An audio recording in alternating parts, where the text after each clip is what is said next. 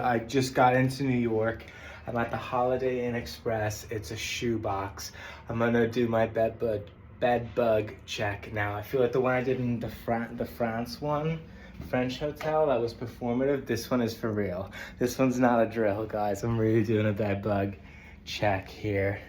But oh my God, because there's a lot of stuff that I don't like. So I put my bags and shit here in the bathroom. I feel like that's safest. I'm gonna do, because it looks like there's been a lot of shit going on here in this shithole. So, oh my God, am I actually staying here? Okay guys, hold up here because I do have to warn you that this is an extremely negative vlog. This is not my normal happy-go-lucky vibe. You know, I try and keep it positive, but I also have a duty to keep it real. And with that in mind, if you want to skip over the miserable parts, that's fine. I understand, no judgment. I will put a timestamp on the screen that you can skip to if you're just here, because it does get better. Things do start looking up, but until then, it's kind of naggy. So if you don't want to hear me nagging, just skip on to this part. If there's any positive, I want you to know that you are not missing out on anything. And you haven't been for quite some time, but being back here after a 6 or 7 month hiatus, you are not missing anything in New York. It's over, so don't feel bad.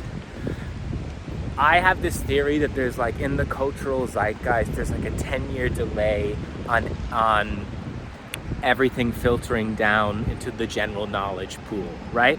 And what I mean by that is everyone who is not in the thick of it, not living here in New York, is under the impression that New York is this amazing, happening place where the city that never sleeps, so exciting. This is the place where you come to make it. And that used to be true. It is not true now. It hasn't been true since COVID. There's been a degradé. And so you're not missing out, don't worry. You know, I left here for a reason. And now that I'm back here, I'm thinking what? Why did I come back? Of course that reason hasn't changed. Of course it's just the same place. There is so much tension, there is so much conflict, racial, political. It's at the forefront of everything. When you're walking down the street, a state of conflict exists in every single little interaction. And I feel like that's a real American thing, this feedback loop of awful behavior reinforcing awful reactions and awful behavior. And so everyone is just in this toxic death spiral of being shits to one another, because this is the society of fuck you, got mine. You're just trying to eke out a living where you can be above the threshold of shit because the baseline living standards are so crap that you're just trying to survive and make it past that and fuck everybody else. I'm going off topic. Am I going off topic? No, I mean, that's my whole point. There's this aggression, this needless conflict here. And okay, New York was always like that. This is not a new thing. New York has always been a tough ass place, but there used to be a payoff, right? It used to be you could get food at 2 a.m. at a restaurant. There was nightlife, amazing nightlife, the best nightlife. Now, city that never sleeps, my ass, everything is closed at 9 p.m. I was walking around here, I'm financial district, heart of American capitalism, and it's 9 p.m. and I could not find, not even a deli, could not get a sandwich anywhere. I was oh my God.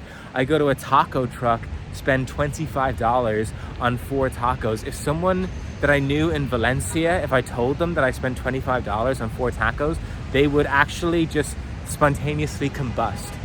So I'm really missing Valencia because I came to Valencia with this New York edge, right? I was pissed off. You can probably see it in my early videos. I was come on, Valencia, let's go, let's get it fucking moving. And then it took me a minute to acclimatize to the way of life there. And I think upon leaving, I'm oh shit, these shiftless Europeans, they really haven't figured out. They're just happier and nicer and more pleasant. You don't need to rush around because New York is over. Why are you rushing? Where are you going? You have nowhere to be. It's just this learned behavior of just conflict for no reason.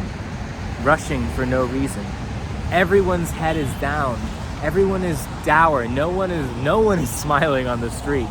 Everyone is just so, that must wreck the body. Everyone must need to go to a chiropractor, because I mean, the level of stress, and I can feel it in the moment right now. It's happening to me. I am becoming more edgy. I am reverting back to that New York, like, let's fucking go. Because you need to be that way here. I'm not, like, you know, if you walk around with an open heart here, you're gonna get swallowed up very fucking quickly. So it's learned behavior, but it's not gonna change.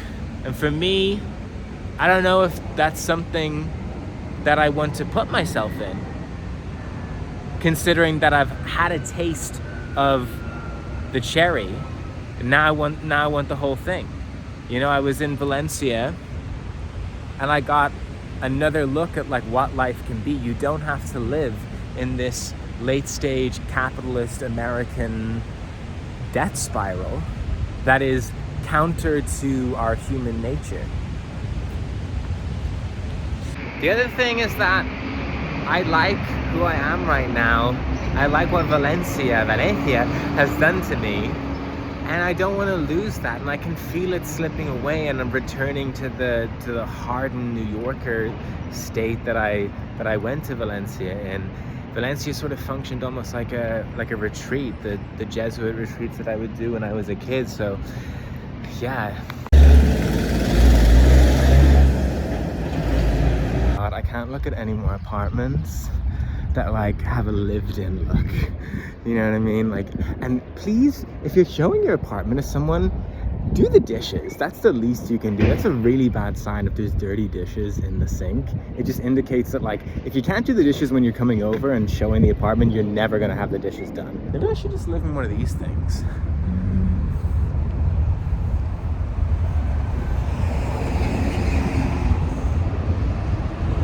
Am I actually going? No, I'm going to Florida. I think that's what I'm doing. I think I'm gonna go and get an Airbnb in Florida. I spoke to my friend, I FaceTimed my friend this morning, and he said, you look noticeably 15% less healthy than when you were in Valencia. And it's true, I agree with him. I feel less healthy. I feel bloated. My skin is pallid. Like, so I don't know what conclusion to make from that, but yeah, it's not good. It's still not good. In one of my last Valencia videos, I went to a Brazilian buffet that was all you could eat for €15, bebido no inclusivo. So here I am in Queens, New York. I got this Brazilian buffet. This is all you get, the plate. $30. $30.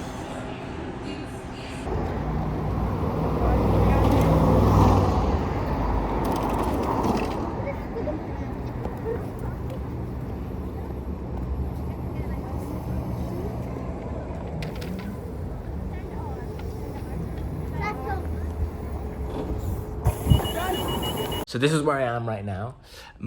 This was arranged for a week. I'm only here for a week, but it's a little bit of respite.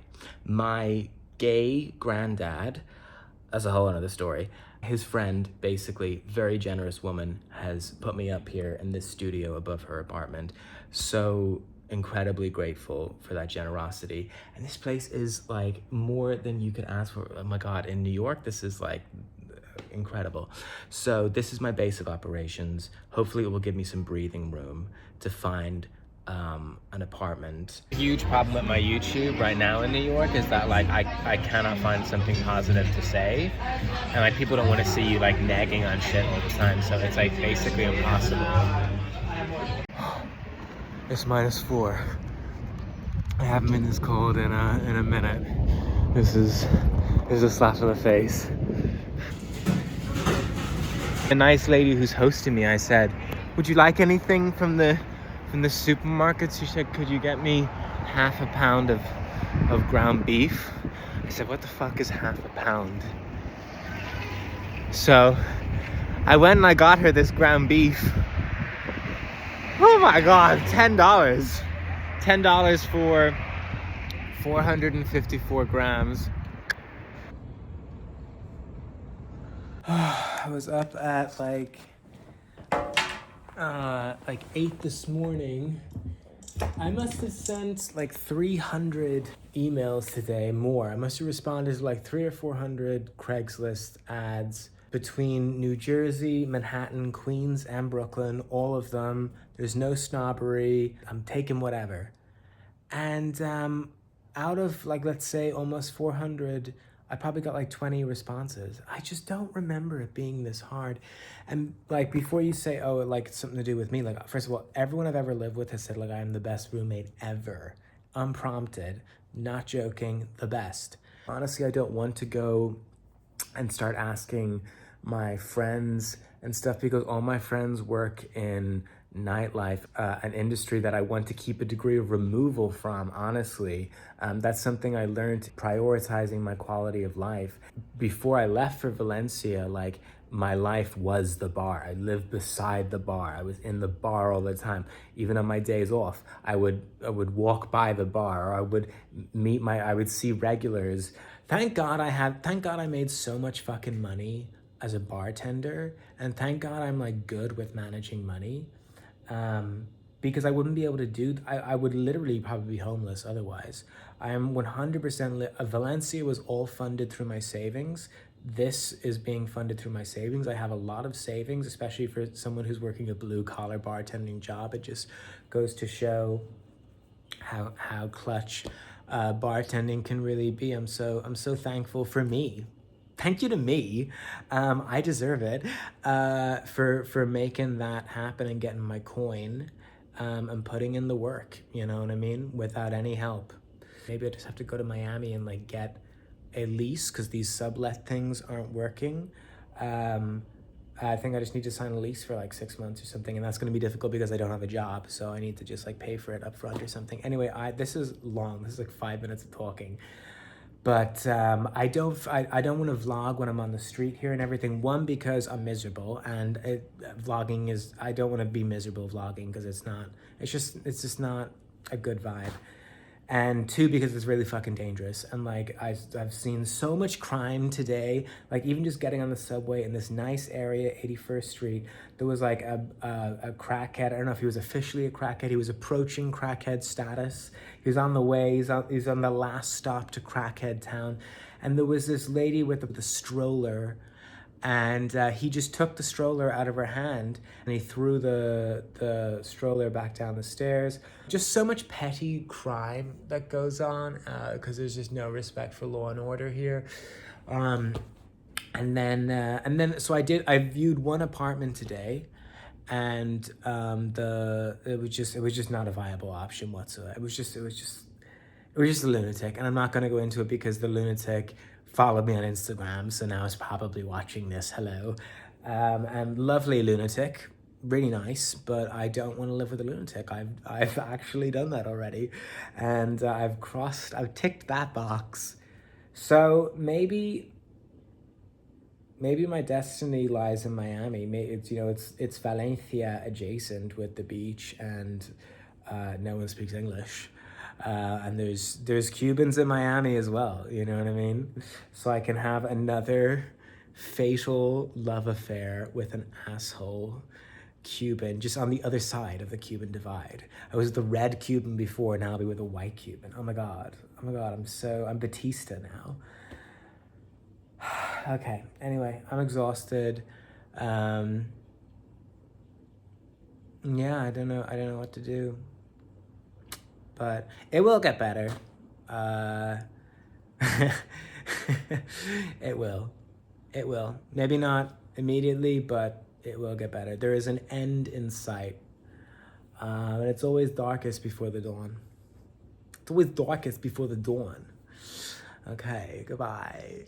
Don't get my fingers. Shut the fuck up. Excuse me, can I ask what you guys...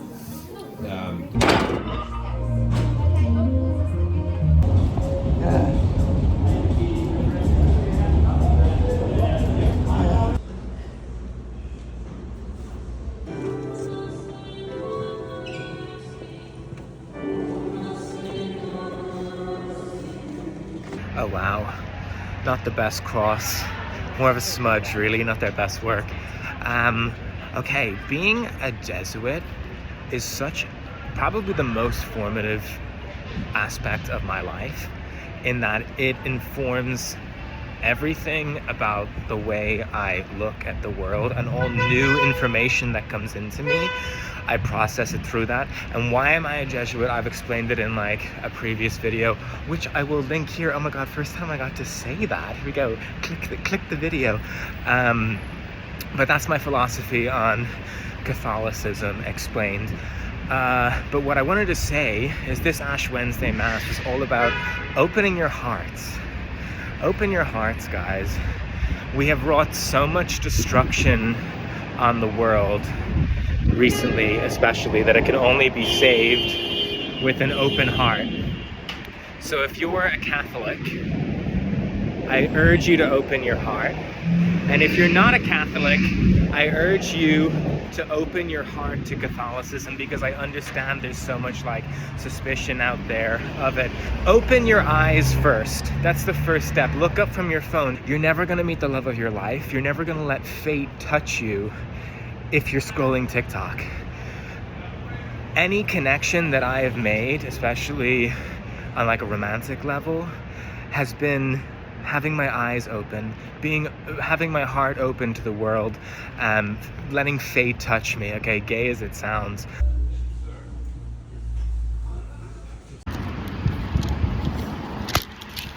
$32. Just looked at a spot in the East Village here at Tompkins Square Park, my old stomping ground. I've actually just did the calculations. I've spent, I think, more than a third of my life in this East Village in the Lower East Side, and I cannot seem to escape it, because the only apartment that seems to be a viable option right now is in the East Village. Avenue D, which for Alphabet City is a subsection of the East Village. A for all right. Here's the avenues: Avenue A, Avenue B, Avenue C, Avenue D. And it used to be like Avenue A for all right, B for beware, C for caution, D for danger. D for desperate, more like it. I need a fucking spot to live, so. Here I am in the bar, still have the keys. I have the owner's permission to be here. I'm not like breaking and entering or anything. I asked him if I could come and do something. But wow, yeah, hugely sentimental right now. I spent more than a third of my life working in this bar. I grew up here. I cut my teeth. I became the man that I am today in this my little kingdom. And so being here, especially like on my own now before it opens, hugely spiritual. I have so many memories, so many milestones tied to this place. The old bitch. She's just how I left her. It literally is. The owner is coming in like probably an hour or two. He works during the day, and I told him. Well, I didn't tell him, but I set the bar up for him as a nice little thank you, because he let me come in.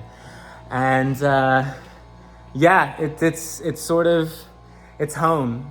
Especially now when I don't have a home in New York, this is the closest thing to a home that I have. This bar, this kingdom. Wow. Right here on this stage is this stage comes down. Let's fucking get into it. This is where I gave my final goodbye speech to all my regulars. What a night that was. What a send-off. The day when I came in to tell him that I was leaving, I circled the block 4 times before I was able to turn the key in that door. I didn't know what to say, which, if you have read any of the Yelp reviews about me, was a first.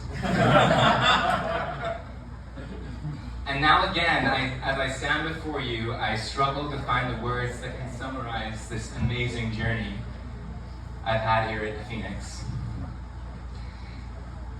When I came to this country, I was a boy. I had no friends, no family, no clue. The only thing I had was a very thick accent. And here today, in this room, I look out and I see that I have found my friends, my family. I grew up in this bar, and I have each and every one of you to thank for that. Thank you to Garrett for always believing in me. Thanks to all of you for sharing in my journey, for all the nights that we will remember and those we don't that still leave us with that feeling of community, even if they seemed insignificant at the time. Thank you. No doubt I will see you all again, but for now, farewell, dear friends.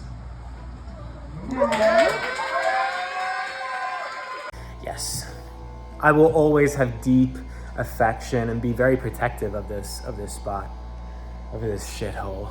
Do you want to be in my vlog? Yeah, but I'm not drinking. One more time, make some noise for Jack. Jack, that was wonderful. Don't quit your day job. Okay, amazing. Love you, Jack. Everyone make some noise for JP Morgan and Chase. Make some noise. Yes. That's my drag name, Morgan and Chase. Hello, hello. Sean, how are you? I'm good, thank We have you. an old bartender here visiting back in the city. Everyone say hi, Sean. When did you get here? A week ago. Oh, so it's the first time seeing you. Okay, amazing. There we go. Fuck you, Sean. All right, are you moving back here? Are you moving back here? Maybe. Okay. All right, banter. Ha ha, laugh. Расцветали яблони груши, побили туманы над рекой. Выходила на берег Катюша, на высокий берег над тобой. Мы ходила на берег Катюша, на высокий берег над тобой. That is Katyusha, one of my favorite Soviet patriotic songs. It's composed in 1938, hugely popular during the Second World War. Katyusha was the name of the, Katyusha is diminutive for Katya, and Katyusha rocket launchers rained hell on the retreating Wehrmacht forces during the Second World War. It was because they had a morale effect when these rockets would fire off on the Germans. They made a whistle through the air. Because of the peculiar sound it made on launching.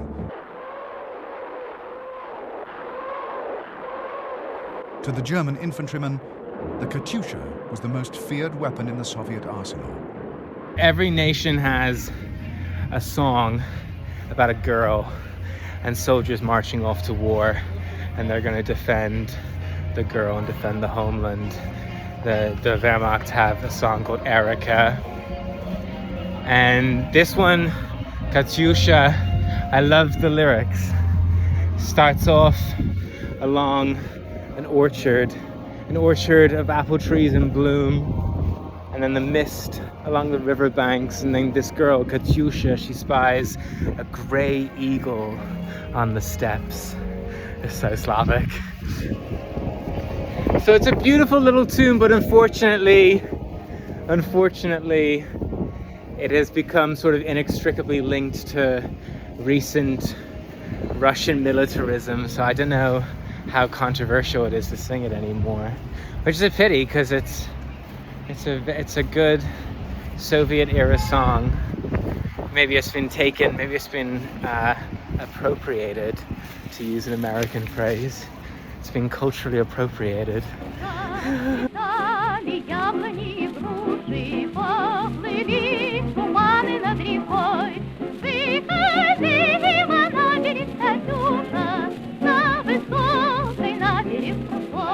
Hey, that was the Hungarian Pastry Shop on 110th Street. If you're ever up Harlem adjacent, if you're this far north and you get a nosebleed, check it out because they have the best pastries in the city, and the ladies who work there are so nice. I've always remarked on this, although, as you have seen, it's being overrun by Columbia University white girls, and it shows. It's taking a toll on the nice ladies who work there.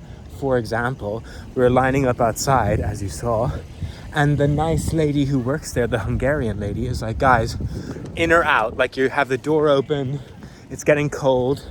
So because I am a gentleman, I like stood out and let the door close.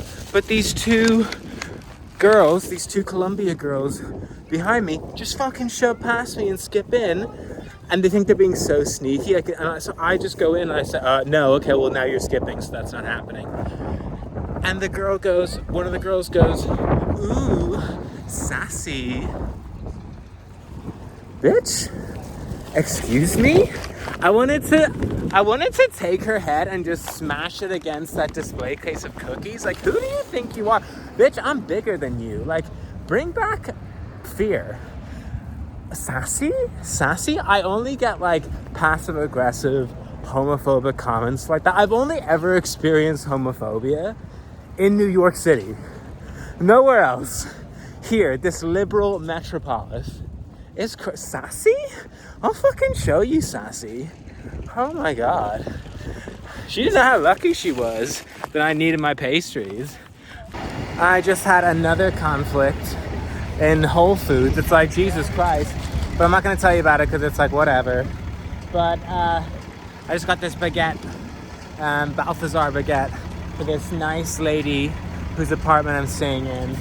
And I'm going to give her some of these Hungarian pastries. That's why I went there. Because she has been so nice, above and beyond. Remember, she doesn't even know me, and she's letting me stay in her apartment. What Christian goodness. I mean, this woman is just, she's amazing. And bonus, she's letting me stay potentially longer. Because long story short, I need to be here in March, maybe, because I have 2 projects. But I don't know if I have them yet. But I might be in... Alright, okay, whatever. She's letting me stay even longer. And she's just, what a saint. My point is, while there is endless annoyance and endless conflict here, there still exists good people beneath the surface. You know, there's diamonds in the rough.